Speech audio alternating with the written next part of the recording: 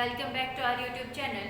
And कल हमने class 8th का चैप्टर स्टार्ट करा था fundamental operations on algebraic expressions and identities. तो फंडामेंटल ऑपरेशन मैंने आपको बताए थे कौन कौन है, एडिशन, सब्ट्रैक्शन, मल्टीप्लिकेशन और डिवीजन। तो कल वाले वीडियो में हमने पढ़ लिए थे एडिशन और सब्ट्रैक्शन के बारे में। तो उससे नेक्स्ट आज हम पढ़ते हैं मल्टीप्लिकेशन। कौन से फंडामेंटल ऑपरेशन? मल्टीप्लिकेशन को, और किसके ऊपर? Algebraic expression and identity. Algebraic expression हमें गिवन है तो हम उनको कैसे क्या करेंगे? मल्टीप्लाई करेंगे। ठीक है, अब मानो हमें पहला क्वेश्चन दे दिया कि find the product. Product find करो किसका? नंबर दे दिए भाई 5 एंड 4a का आपको प्रोडक्ट फाइंड करना है। एक टर्म है 5 और दूसरी टर्म है 4a। प्रोडक्ट फाइंड करना है, इट मींस इनको क्या करना है? मल्टीप्लाई कराना है। मल्टीप्लाई कराना है तो कांस्टेंट को एक साथ में मल्टीप्लाई करा दो और वेरिएबल्स को सेपरेट कर दो। भाई यहाँ पे कांस्टेंट हो गया 5 into 4 और वेरिएबल क्या है? इनटू में a है। ये 4a लिख रखा है, इट मींस क्या है?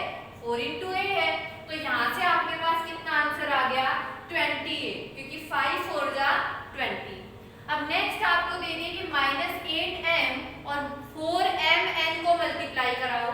नंबर मिल गया, एक अलजेब्रिक एक्सप्रेशन की टर्म दे रखी है -8m and second they the 4mn।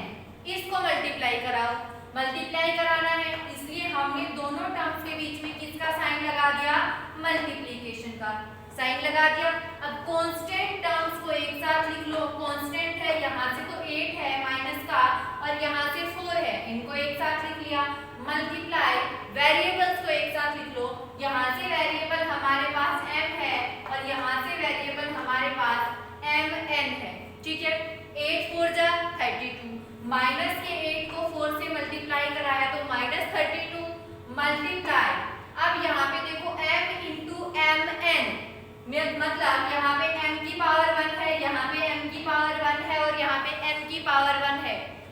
जब आपने पावर्स वाले चैप्टर में पढ़ा था कि बेस सेम होते हैं तो पावर क्या हो जाती है?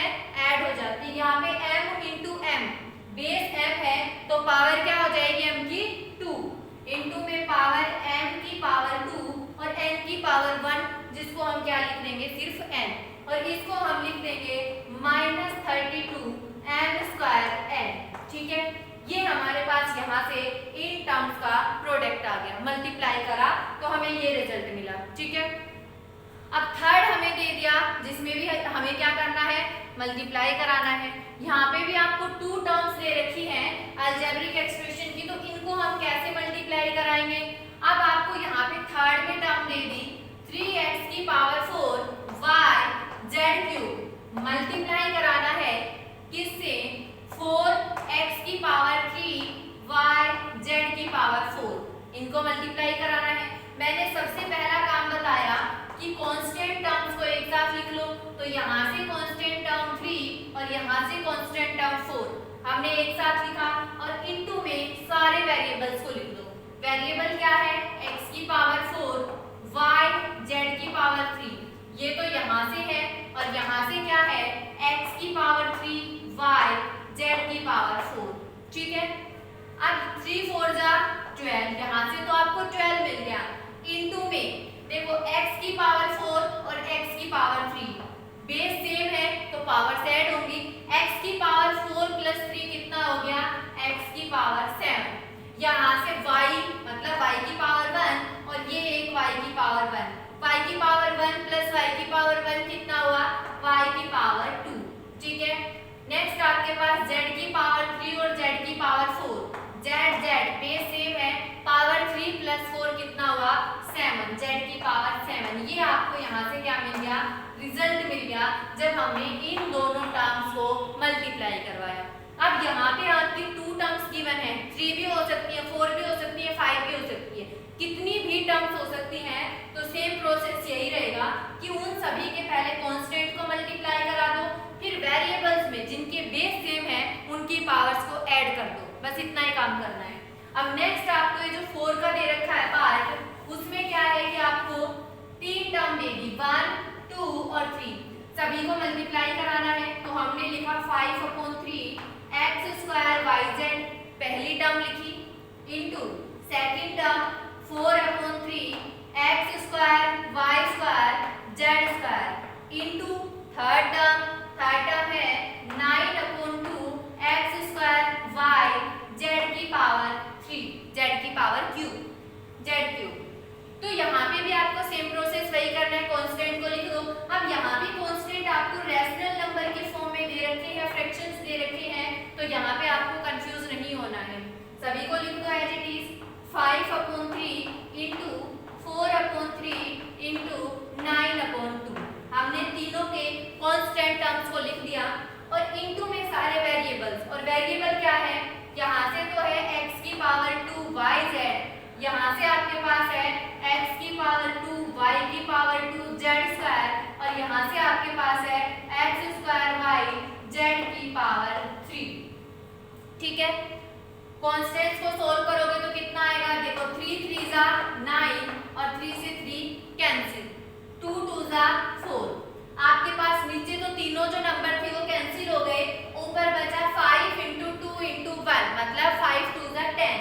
यहाँ से आपको मिला 10 और यहाँ से कितना मिलेगा, x की पावर 2 x की पावर 2 और x की पावर 2 कितना हुआ, x की पावर 2 प्लस 2 प्लस 2 मतलब आपको मिला यहाँ से x की पावर 6। ठीक है, अब y में देखो y की पावर 1 तो यहाँ पे है, तो y की पावर 1 तो यहाँ पे है और y की पावर 2 यहाँ पे है तो प्लस 2 और y की पावर 1 यहाँ पे है प्लस 1 मतलब 1 प्लस 2 प्लस 1 कितना हुआ 4।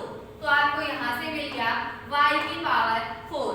अब z के लिए देखेंगे तो ये है z की पावर 1, ये है z की पावर 2 तो प्लस 2 और ये है z की पावर 3 प्लस 3। आपने ऐड करा तो कितना आया 1 plus 2 plus 3 is equal to 6।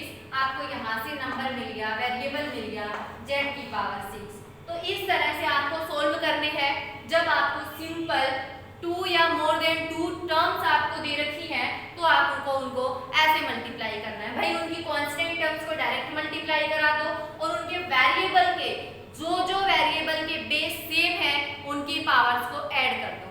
ठीक है, अब नेक्स्ट पढ़ते हैं, अगर हमें यहाँ पे स्टेटमेंट में क्वेश्चन दे दिया तो उनको हम कैसे करेंगे, तो उसके लिए भी आप एक क्वेश्चन लिखो। क्वेश्चन है if l is equal to 4x, b is equal to 2x, find the area of rectangle। आपको यहाँ पे दो टर्म्स देके डायरेक्ट ये नहीं कहा कि आप इनको मल्टीप्लाई करो, आपसे कहा गया कि आप इनका एरिया निकालो। भाई एक रेक्टेंगल है जिसकी लेंथ और ब्रेड्थ आपको दे रखी है और आपको एरिया निकालना है। तो आपको पता है एरिया ऑफ रेक्टेंगल का फॉर्मूला क्या होता है, सॉल्यूशन 1 कर रहे हैं हम यहाँ पे। तो आपको पता है कि area of rectangle is equal to क्या होता है, भाई ये कोई रेक्टेंगल है जिसकी लेंथ है ये है और ब्रेड्थ ये है, तो इसका एरिया क्या होगा l into b unit square, यही होता है। भाई जो भी साथ में यूनिट दे रखी है उसका स्क्वायर होता है। अब आपको l इज इक्वल टू दे दिया 4x और b इज इक्वल टू दे रखा है 2x। अब आपके पास एरिया क्या आएगा l इंटू b, मतलब दोनों को क्या कराना है, मल्टीप्लाई कराना है। तो हमने लिखा 4x into 2x, constant terms को एक साथ मल्टीप्लाई कराया 4 इंटू 2 और इनके वेरिएबल्स को एक साथ मल्टीप्लाई कराया x इंटू x। तो 4 2 जा 8 यहाँ से मिल गया, x बेस सेम है, पावर 1 प्लस 1 कितनी हो गई power 2, 8x square unit square आपके पास क्या आ गया, यहाँ से इसका एरिया आ गया। अब नेक्स्ट एक क्वेश्चन दे दिया कि if l is equal to 5x square y, if b is equal to 2xy and y is h is equal to 3xy। आपको l की वैल्यू दे रखी है, b की वैल्यू दे रखी है और आपको h की वैल्यू दे रखी है। Find the area of A cuboid. क्या निकालना है आपको, एक क्यूबॉइड का एरिया निकालना है और आपको पता है कि एरिया निकालने का फॉर्मूला क्या होता है क्यूबॉइड का। ठीक है, तो आपको यहाँ पे क्या करना है, डायरेक्ट फॉर्मूले में area of cuboid is equal to, भाई जो भी आपके पास फॉर्मूला है उसमें आपको ये वैल्यूज पुट करनी है और उसको सोल्व करना है, इतना ही काम करना है। आई बात समझ में, किस तरह से इन क्वेश्चंस को करेंगे। ठीक है, अगर यहाँ पे आपके पास एल बी एच देके, जरूरी नहीं एरिया ऑफ रेक्टेंगल और क्यूब भी पूछेगा, अगर आपको एल इज इक्वल टू दे दिया किया